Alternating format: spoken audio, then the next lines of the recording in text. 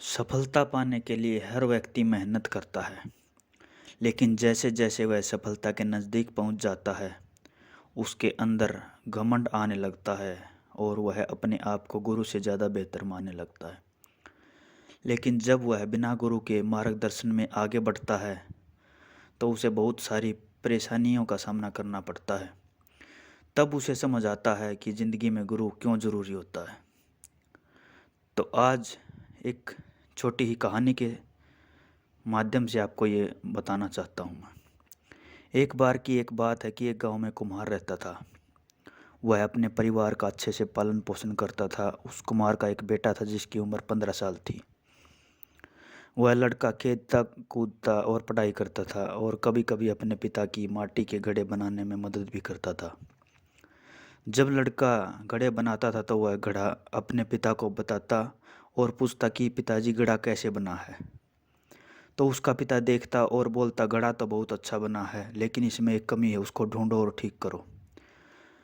तो लड़का उस घड़े को और अच्छे से देखकर उसमें सुधार कर देता।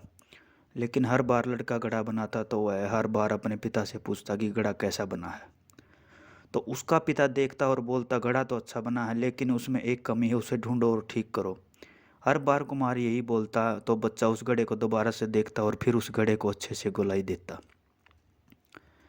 अब धीरे धीरे वह लड़का इसी तरह घड़े को बनाने लगा और पिता से पूछता तो कुम्हार उसे वही जवाब देता कि इसमें थोड़ी ही कमी है, देखो और सुधार करो।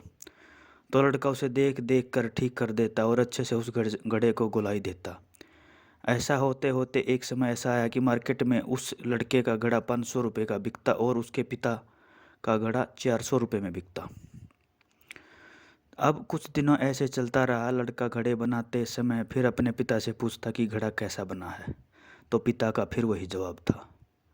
जैसे ही पिता ने यह बात बोली तो लड़का अपने पिता से बोलता कि आप हमेशा यही बात बोलते हो, आपको कुछ नहीं पता, मेरा घड़ा मार्केट में 500 का बिकता है और आपका 400 का, मेरा घड़ा अच्छा बना है, आप हमेशा कमी निकालते हो।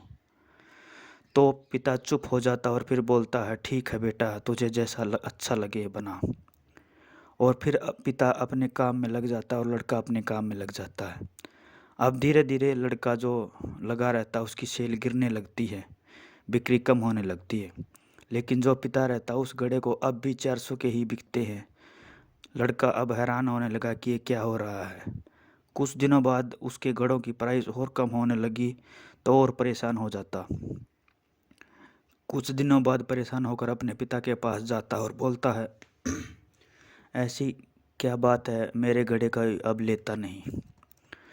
तो जो कुम्हार होता वह अपने बेटे को बताता है, जो तुमने मुझसे बोला था कि मेरा घड़ा इतने का नहीं बिकता, तुम्हारा घड़ा इतने का है, तो ये बात कुछ समय पहले मैंने अपने पिता से सीखी थी, जिसकी वजह से मैं यहाँ तक सीमित रह गया क्योंकि मैंने गलती की उसे बात को समझने की। लेकिन तुम इस बात को समझो कि कोई भी काम हम करते हैं तो उसमें कुछ न कुछ कमी रह जाती है और उस काम को और अच्छे से किया जा सकता है। इसलिए कभी संतुष्ट मत होना, हमेशा सुधार के लिए सोचना, क्योंकि हम हमेशा पहले से बेहतर कर सकते हैं। तो दोस्तों, इस कहानी के द्वारा यही सीख मिलती है कि बस आपका नज़रिया सीखने वाला होना चाहिए। वीडियो को देखने के लिए धन्यवाद।